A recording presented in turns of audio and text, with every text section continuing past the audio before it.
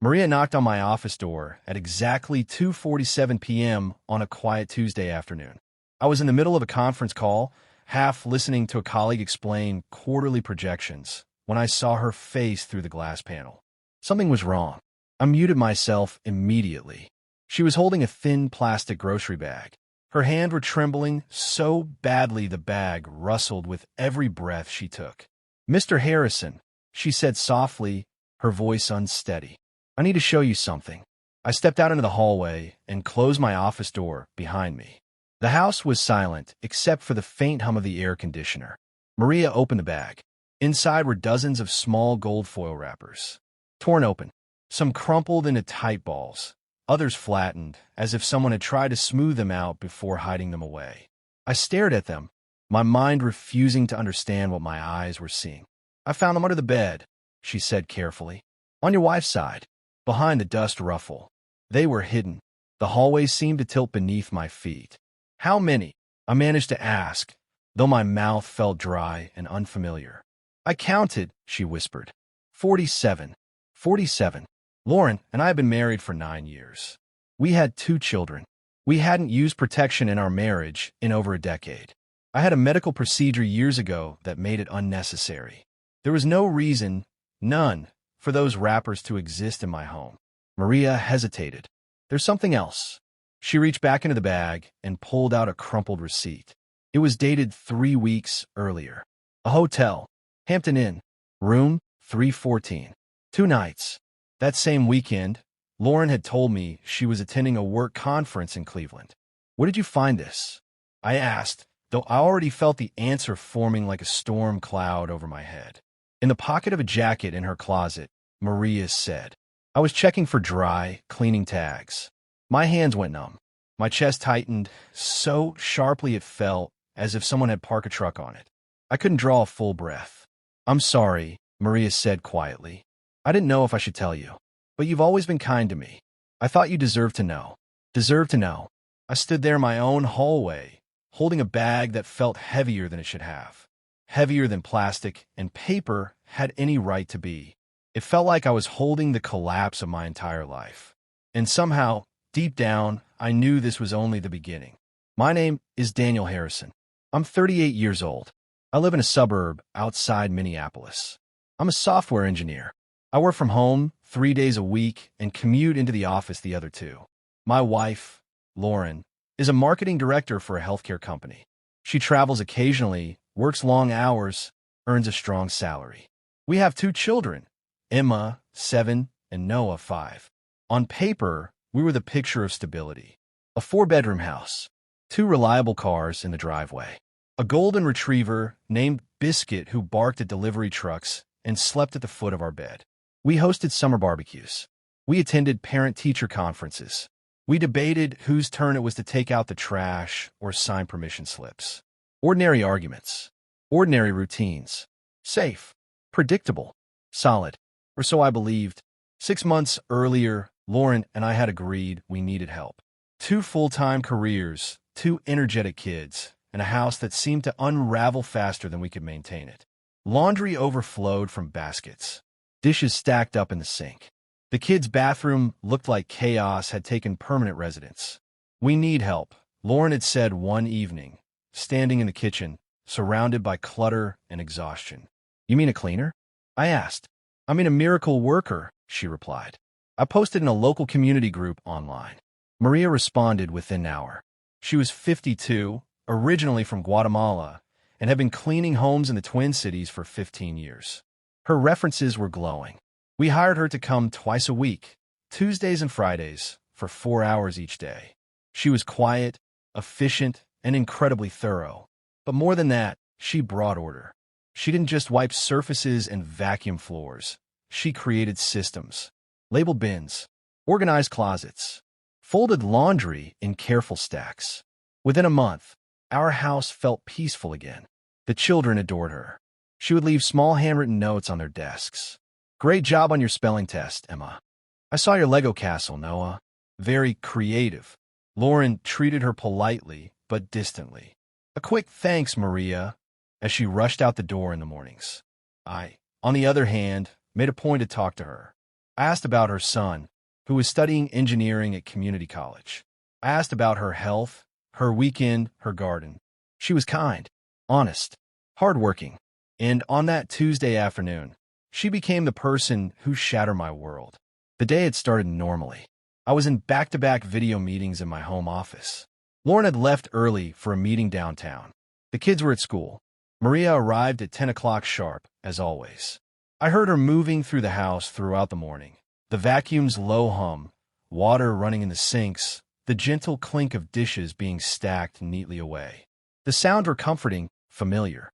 Around 2:30 p.m., I finished my last call and walked toward the kitchen to refill my coffee. That's when she knocked. Mr. Harrison. Her face was pale. Her hands gripped that plastic bag like it contained something explosive. I need to show you something. Standing in that hallway, as she revealed what she had found beneath my own bed, I felt something inside me fracture.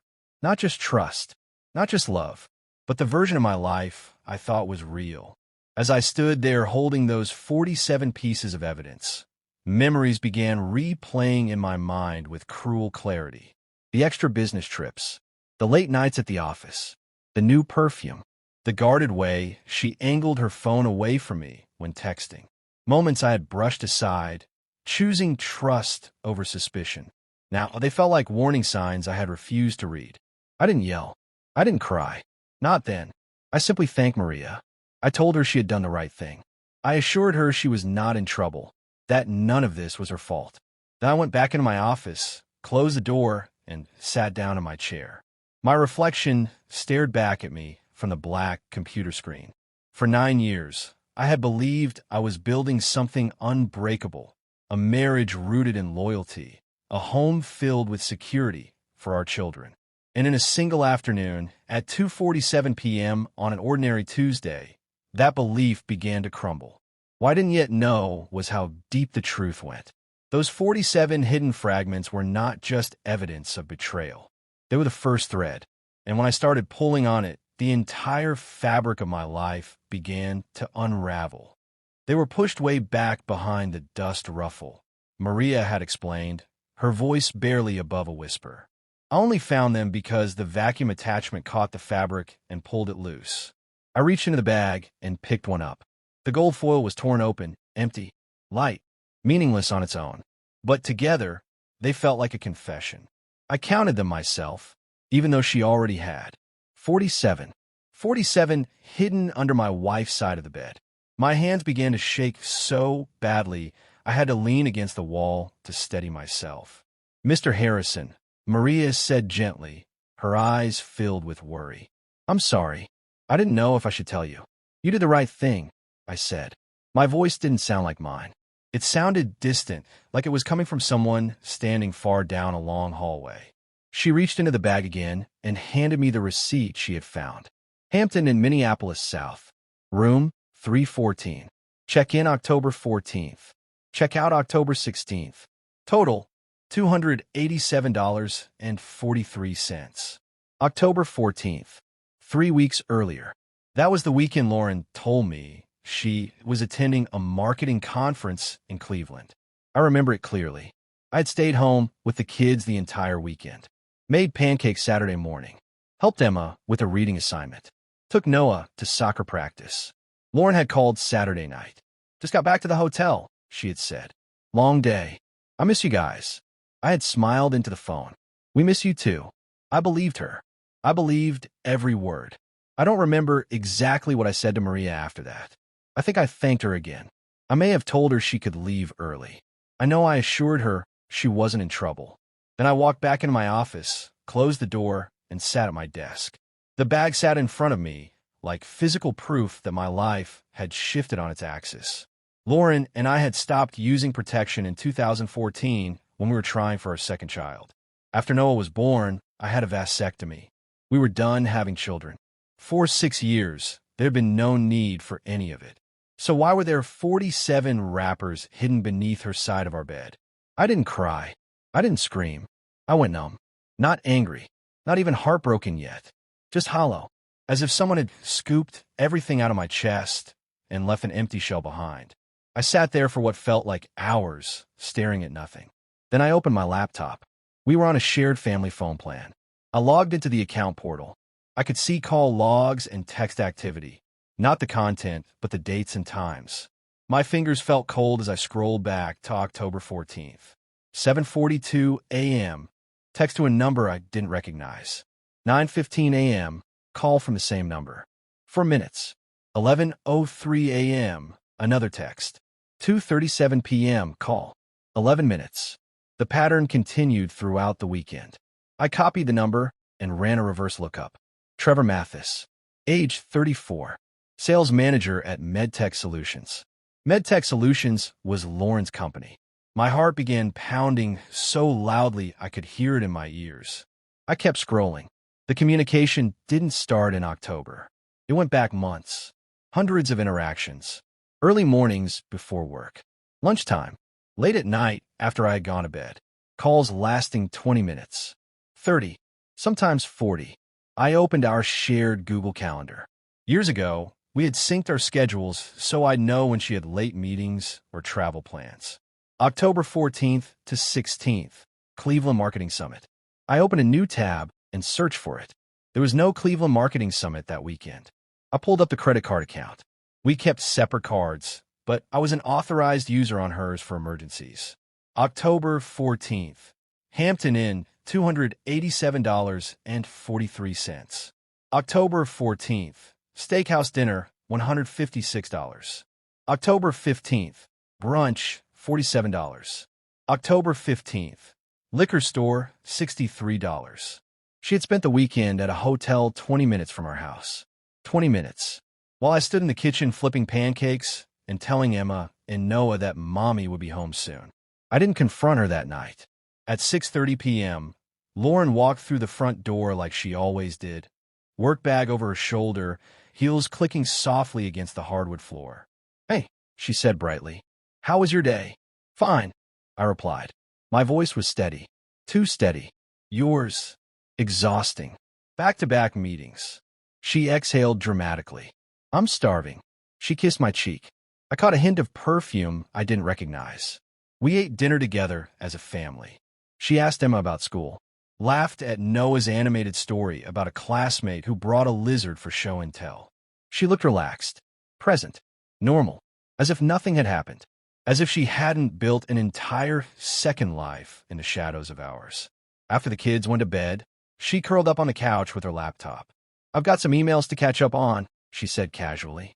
I sat across from her, watching in silence. Her phone buzzed on the cushion beside her. She glanced at it, and for just a split second, a small smile appeared. Not wide, not obvious, but there. Her thumbs moved quickly across the screen. Then she looked up at me. "You okay? You're quiet." "Just tired," I said. "Yeah, me too." She went back to her screen. I went back to thinking. That night, after she fell asleep, I lay awake staring at the ceiling. The rhythm of her breathing beside me felt foreign. Every inhale sounded like distance. Around midnight, I slipped quietly out of bed and went into the garage.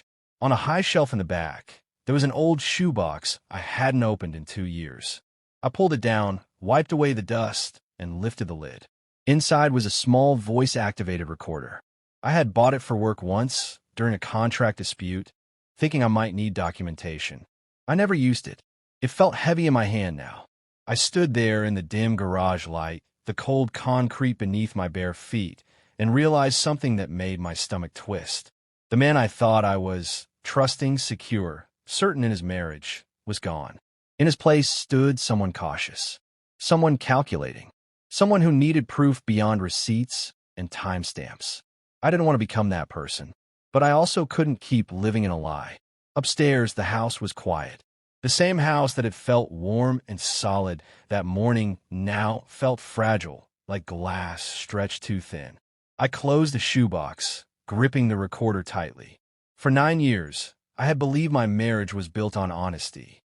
Now I was preparing to uncover how deep the deception truly went. And the worst part wasn't the anger. It was the slow, crushing realization that the woman sleeping in my bed might be someone I no longer knew at all. I had bought the recorder 2 years earlier, thinking I might need it for work meetings. I never did. Now, it had a different purpose. I went back inside the house and waited until Lauren's breathing became slow and steady. The bedroom was dark except for the faint glow of the streetlight filtering through the curtains. I moved quietly, every step deliberate, as if the floor itself might betray me. I crouched beside her nightstand and slid the small recorder behind a stack of books she had once promised to read but never touched. I turned it on. A tiny red light blinked once, then disappeared. Voice activated. 30 hours of battery life. I stood up and looked at my wife sleeping peacefully in her bed. For years, that sight had brought me comfort. Now I felt nothing. No warmth. No rage. Just a cold, steady clarity. The next morning, she left at 7:30 a.m., dressed sharply, perfume lingering in the air long after the door closed behind her. At 8, I called my boss. Hey, I need to take a personal day. Family stuff. Everything okay? Yeah, just something I need to handle. I hung up before he could ask more questions. Then I got in my car and drove to the Hampton Inn. The hotel looked exactly like every other mid-range hotel in America. Beige exterior, corporate logo, a parking lot dotted with ordinary sedans and SUVs. Nothing about it suggested that it held the wreckage of my marriage. Inside, the lobby smelled faintly of coffee and disinfectant. A young man at the front desk looked up as I approached. Can I help you? I'm trying to confirm a reservation, I said evenly. My wife stayed here a few weeks ago, October 14th through 16th, room 314. He began typing. Name, Lauren Harrison. More typing. A pause. Yes, I see it. 2 nights. Checked out on the 16th. Was she alone? I asked. He hesitated. Sir, I can't really. I placed a folded $50 bill on the counter and slid it toward him. He glanced around before slipping it out of sight. 2 guests checked in together, he said quietly. A man and a woman. My chest tightened, but I kept my voice steady. Do you remember what he looked like? Tall, maybe. Dark hair. They were quiet. No issues. Anything unusual? He shrugged. Late checkout. Extra towels. The do not disturb sign stayed on the door the whole time. I nodded once. Thank you. I walked back to my car and sat behind the steering wheel, staring up at the 3rd floor. Corner room. 314. I imagined her there, laughing, relaxed, free in a way she hadn't been with me in a long time. My phone buzzed. A text from Lauren. Don't forget to pick up Noah from school today. I have a late meeting. I stared at the message for a long time before replying. Got it. I didn't go home. Instead, I drove to a quiet coffee shop and took a seat in the corner. I opened my laptop and began building a file. Phone records, credit card statements, the hotel receipt, photographs of the gold wrappers. I cataloged everything carefully, dating and labeling each piece. I created a spreadsheet, listing suspicious charges, unexplained meetings, travel that didn't align with public events. I cross-referenced her work calendar with financial activity. Patterns emerged quickly. Late meetings that ended with charges at bars and upscale restaurants. Conferences that didn't exist online. Team dinners where she appeared to be the only one from her team. The trail was so clear that I felt foolish for not seeing it sooner. Or maybe I'd seen it. Maybe I just chose not to look too closely. That evening, while Lauren helped the kids with their bath, I retrieved the recorder from beneath her nightstand. My hands were steady now. In my office, I plugged it into my laptop. 3 hours of audio. I put on headphones and pressed play. At first, it was nothing. Silence. The sound of drawers opening. The hum of a hairdryer. A short phone call with her mother. Then, over 2 hours in, her phone rang. Hey, she answered. Her voice was different. Softer. Warmer. A man's voice responded. Calm. Familiar. They spoke in low tones. Intimate in a way that had nothing to do with physical closeness and everything to do with emotional connection. They missed each other. They talked about seeing each other again. She mentioned that I had been home more often lately, working remotely, that it made things harder. He suggested meeting during lunch. She laughed quietly. Then the words that hollowed me out completely. I wish I could just leave, she said softly. Start over. Why don't you, he asked. It's complicated. The kids. The house. He'd fight me on everything. You're miserable. I'm not miserable, she replied. I'm just stuck. A pause. I love you, he said. There was a brief silence before she answered. I love you too. I stopped the recording. The room felt too small, the air too thin. 9 years of marriage, 2 children, share holidays, share grief, share dreams, and she loved someone else. That night, I lay beside her in the dark, staring at the ceiling. Sleep wouldn't come. Around 3 in the morning, she rolled over and draped her arm across my chest. In her sleep, she whispered, "Love you." I didn't respond. I didn't know who she was speaking to. The next morning, I called a lawyer. His name was Richard Clean, divorce attorney recommended by a colleague who had gone through his own painful separation.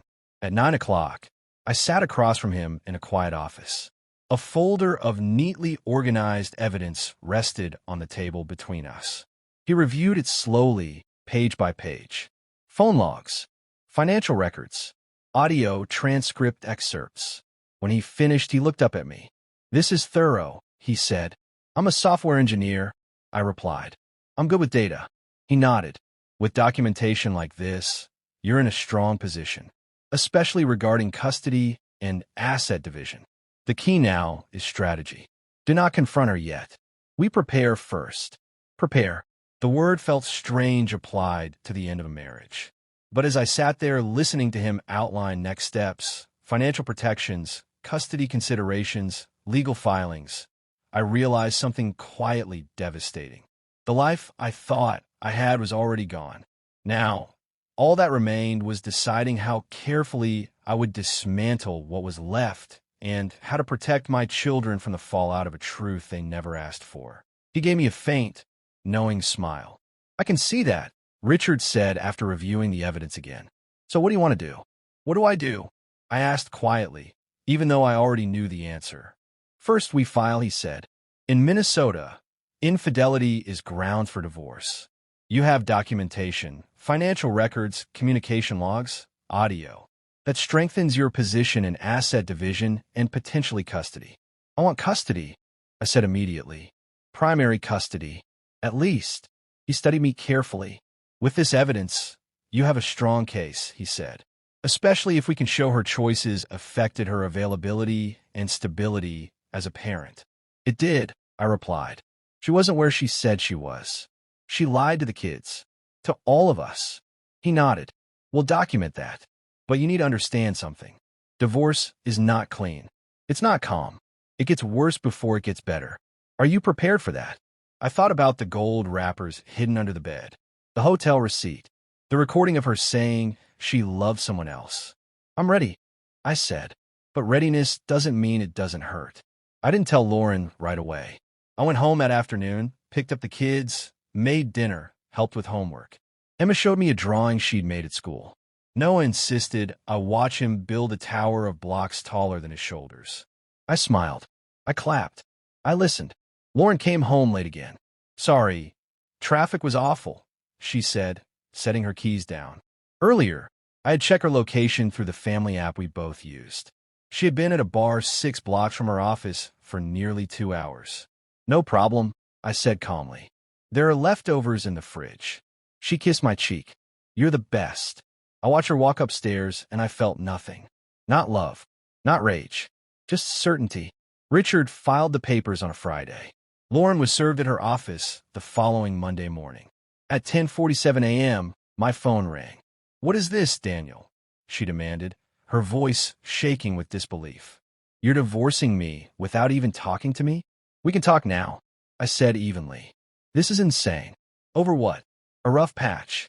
"It's not a rough patch," I replied. "It's an affair." Silence filled the line. "I don't know what you're—" "Trevor Mathis," I said. "Hampton Inn, October 14th, room 314. 47 wrappers under your side of the bed." More silence. "I have recordings, Lauren," I continued. "Receipts, phone records. I have everything." Her voice cracked. "You've been spying on me. You've been living a second life. It wasn't what you think. Save it for your lawyer." I ended the call. My hands were shaking, but for the first time in weeks, I felt lighter. As if the truth, once spoken aloud, had lifted a weight off my chest. She came home that night like a storm. The front door slammed. Her bag hit the floor. We need to talk, she said, her eyes red and wide. No, I said quietly. We don't. Daniel, please. Let me explain. There's nothing to explain. You made your choices. I'm done. It was a mistake, she said, tears streaming down her face. It just happened. For 6 months. I asked. That's not a mistake. That's a decision. Repeatedly. She cried harder. We can fix this. Counseling. Therapy. Anything you want. I looked at her then. Really looked at her. The woman I had married. The mother of my children. The person I had trusted without hesitation. And all I saw was someone I no longer recognized. I don't want to fix it, I said. I want you out. She moved into an apartment downtown 2 weeks later. Alone. When she told Trevor she was filing for divorce, he panicked. He hadn't expected consequences. He hadn't expected her to leave her marriage. He ended things almost immediately. She called me one evening, crying. He left me, she said. I closed my eyes for a moment.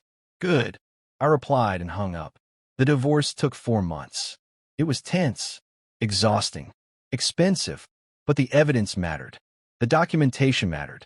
I was granted primary custody of Emma and Noah. Lauren received visitation every other weekend. I kept the house. She kept her car and half of our savings. On paper, it was an equitable split. Emotionally, it was something else entirely. She had to sit down with our children and explain why Mommy didn't live at home anymore. I wasn't in the room for that conversation. I didn't want to be, but I heard the confusion in their voices afterward. The quiet questions. The tears Emma tried to hide. That part hurt more than anything else. A year has passed now. I'm sitting in my kitchen most evenings after the kids are asleep. The house is quieter than it used to be. Biscuit snores softly on the couch. The air feels steady again. Maria still comes twice a week. We've never spoken about that Tuesday afternoon. Not directly, but sometimes as she gathers her things to leave, she squeezes my shoulder gently. You're doing good, Mr. Harrison, she says. Thanks, Maria, I reply, and I mean it. Sometimes I still think about those 47 pieces of foil hidden under the bed. Not with anger, not even with sadness anymore. With clarity. They were painful. They shattered something I thought was unbreakable. But they also forced me to face the truth instead of living inside a comfortable illusion. The truth doesn't wait for you to be ready. It doesn't soften itself to protect your feelings. It simply exists. And once you see it, you cannot unsee it. My life is different now. Smaller in some ways. Quieter, but it is honest. The laughter in this house is real. The peace I feel when I tuck my children into bed is real. Sometimes everything changes because of what's hidden in the dark. And sometimes it takes someone unexpected to turn on the light. Sometimes the moment that breaks you is the same moment that rebuilds you. I thought losing my marriage would destroy me. I thought the betrayal would define the rest of my life. But what I learned is this. Being lied to hurts, yet living in a lie hurts even more. The truth shattered my world, yes, but also gave me clarity. It gave me the strength to protect my children. It gave me the courage to walk away from something that looked perfect on the outside, but was broken underneath. Pain changes you. Betrayal changes you. But it doesn't have to ruin you. Sometimes the worst discovery becomes the beginning of your strongest chapter. If this story meant something to you, if you've ever uncovered a truth that flipped your world upside down, if you know what it feels like to lose something and still find yourself standing, then this channel is for you. Subscribe for more real, emotional stories about the moments that change everything. Because sometimes the truth is hidden in the quietest places, and sometimes facing it is the bravest thing you'll ever do.